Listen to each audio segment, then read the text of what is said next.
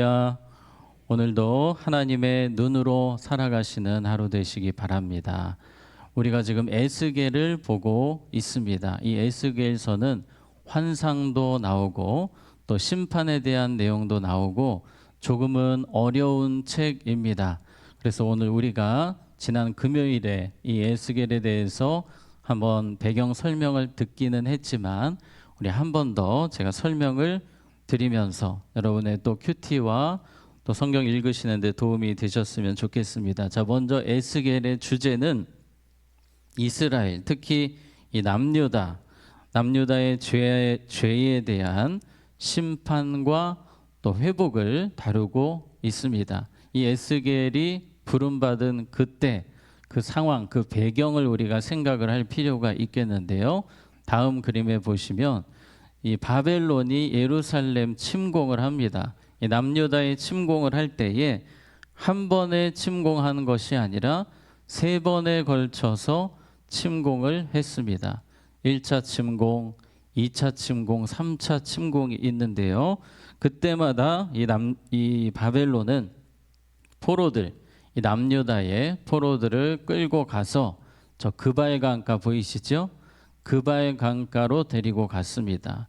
바로 그곳이 이 포로들이 머물렀던 처소였는데요. 아주 열악한 환경이었습니다. 자, 1차 포로 때 우리가 잘 아는 다니엘과 같은 사람들이 1차 때 포로로 끌려갔고 또 2차 때 포로로 끌려간 사람이 에스겔, 오늘 성경의 주인공인 에스겔이 2차 포로 때 끌려간 것으로 추정이 됩니다. 그리고 3차 포로 때는 이제 완전히 바벨론에 의해서 예루살렘이 무너지고 남유다가 거의 사라지는 그런 상황이거든요. 그래서 1차, 2차, 3차에 의해서 침공을 했고 남유다는 3차 포로까지 4차까지도 보지만 이렇게 끌려가는 상황이었습니다. 지금 그래서 이 남유다 백성들이 거의 다 어디 있습니까? 그발 강가라는 곳에 아주 열악한 환경 가운데 지금 포로들이 잡혀와서 비참한 생활을 하고 있었습니다. 바로 그때 하나님의 말씀이 선포가 되는데요. 자, 이곳이 바로 그발 강가입니다. 우리가 그냥 생각하는 강가가 아니고 그냥 진흙탕 같은 곳, 운하를 만들던 그런 장소였는데요. 이 그발 강가에서 남유다 백성들이 그렇게 살았습니다. 자, 그 다음 그림에 보시면 이제 우리가 에스겔을 계속 보겠지만 에스겔은 총 그 다음 그림으로 갈게요.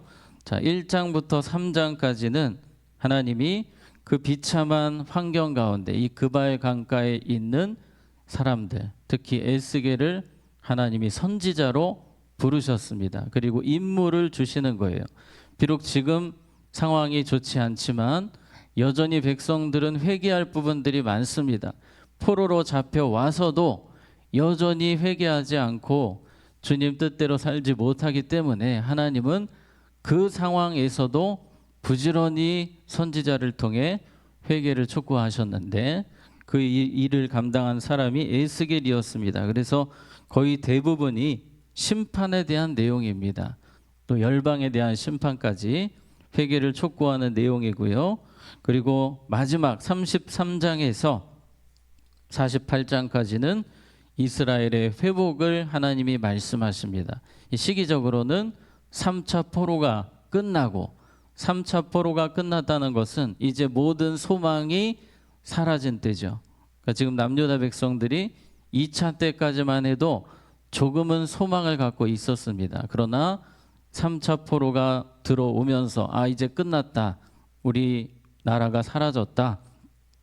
다 절망에 빠졌을 때 하나님은 에스겔을 통해서 회복의 말씀을 듣게 하시는 거예요. 우리가 잘 아는 이 마른 뼈가 군대를 이루는 환상, 하나님께서 다시 이스라엘을 회복시킨다는 말씀을 또 에스겔을 통해 주십니다. 그래서 심판과 회복에 대한 이야기가 나오게 됩니다.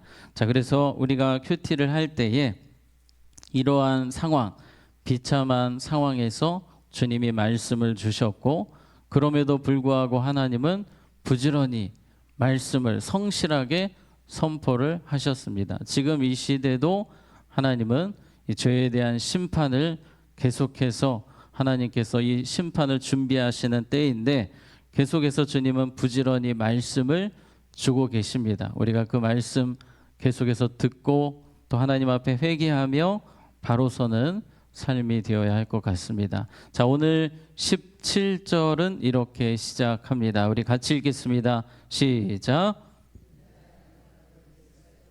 파수꾼으로 세웠으니 너는 내 입의 말을 듣고 나를 대신하여 그들을 깨우치라. 아멘. 자, 오늘 말씀의 핵심 단어가 무엇입니까? 파수꾼입니다. 파수꾼. 파수꾼이라고 명령을 하십니다. 너는 파수꾼이다. 자, 그림에 보시면 그 당시에 파수꾼이라고 하면 성 맨 위에 올라가서 계속해서 감시를 하는 것입니다. 적들이 오는지 안 오는지를 체크를 하는 거예요. 그런데 이 파수꾼이 만약에 한 사람이라고 한다면 이 한 사람이 잘못하면 이 한 사람이 자고 있으면 이 성에 있는 모든 사람이 죽게 되는 것입니다.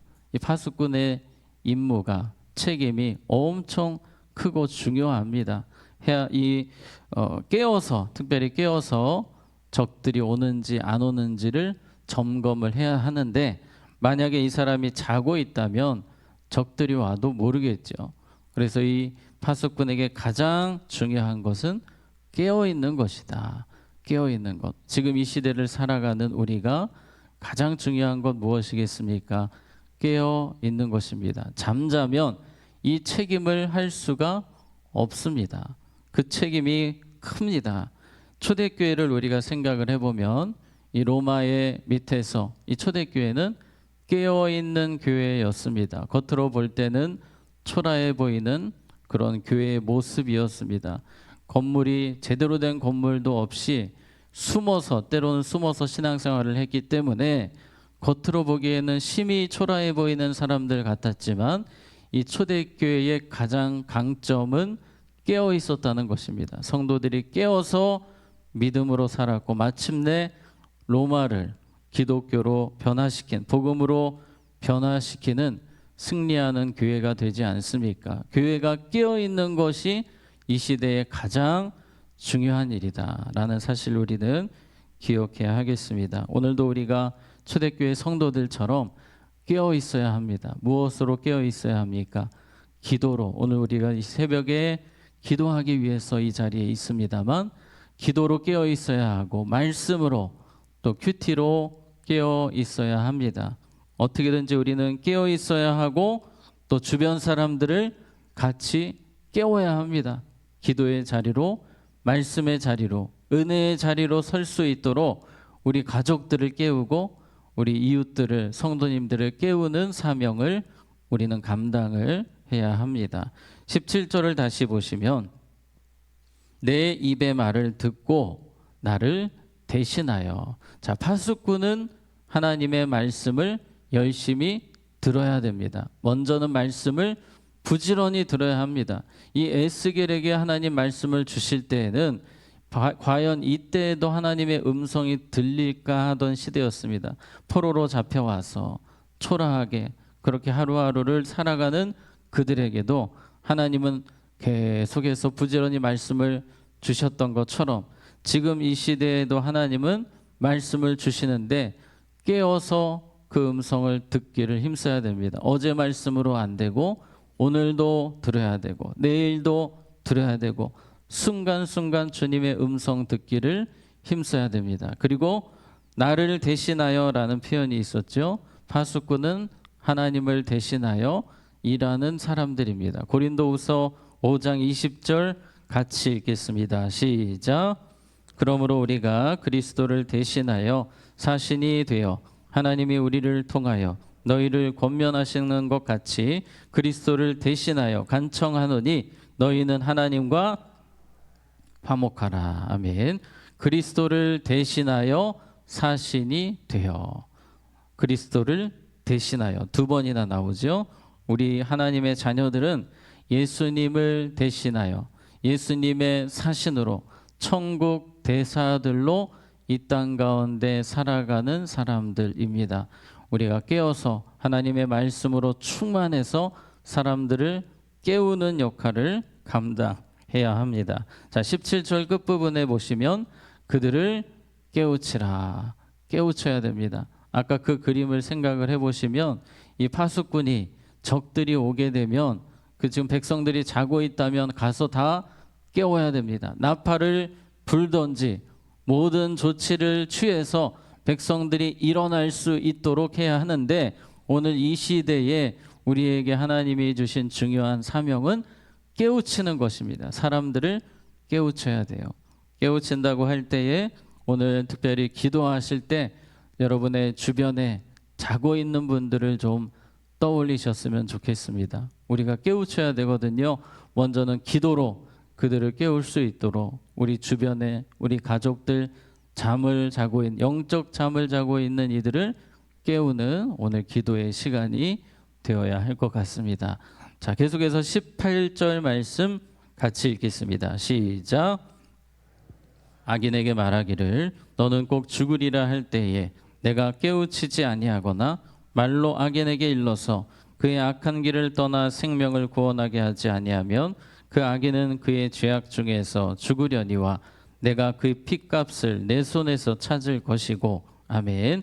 자, 악인에 대해서 하나님은 그에게도 깨우치라 하십니다. 파수꾼의 사명, 악인이든지 의인이든지 깨우쳐야 하는데 만약에 이 악인이 분명히 깨우침을 받을 만한 상황이었는데 이 파수꾼이 그냥 지나갔어요. 그래서 이 악인이 멸망하게 되면 악인은 그 죄에 따라 멸망하지만 그 핏값을 파수꾼에게 묻겠다라고 주님께서 말씀하십니다. 자, 여러분, 왜 파수꾼이 악인을 그냥 지나갔겠습니까? 세 가지 이유가 있을 거예요. 그냥 이 사명이 그렇게 중요한 줄 모르고 그냥 지나친 것입니다. 그리고 두 번째, 악인이 설마 변화되겠나? 내가 말을 전한다고 해서 저 악한 사람이 변화되겠나 하고 지나친 거예요. 그리고 요나처럼 악인이 싫어서 말씀을 전하지 않았습니다. 어떤 이유가 되었든지 하나님은 책임을 묻겠다라고 하십니다. 악인이라도 전해야 한다. 이것이 파수꾼의 사명입니다. 19절 보시면 내가 악인을 깨우치되 그가 그의 악한 마음과 악한 행위에서 돌이키지 아니하면 그는 그의 죄악 중에서 죽으려니와 너는 내 생명을 보존하리라.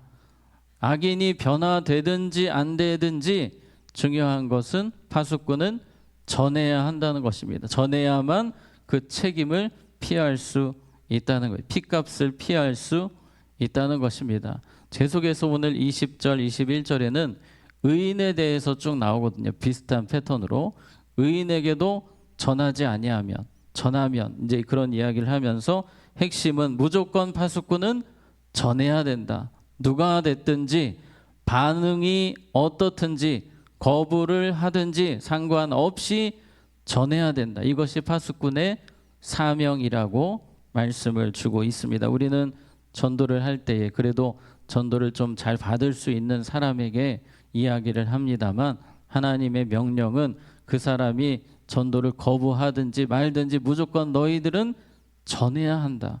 여기에 우리의 사명의 포인트가 있습니다. 반응을 보지 말고 또한 그 사람의 결과와 상관없이 무조건 전해야 한다라고 말씀하십니다. 20절 말씀 우리 한번 같이 읽겠습니다. 시작. 또 의인이 그의 공의에서 돌이켜 악을 행할 때에는 이미 행한 그의 공의는 기억할 바 아니라 내가 그 앞에서 거치는 것을 두면 그가 죽을지니 이는 내가 그를 깨우치지 않음이니라. 그는 그의 죄 중에서 죽으려니와 그의 핏값은 내가 내 손에서 찾으리라. 그의 핏값은 내가 내 손에서 찾으리라. 계속해서 이 두려운 말씀을 강조하고 있습니다. 그렇다면 지금 이 시대에도 하나님이 전도 안 하면 죽이십니까?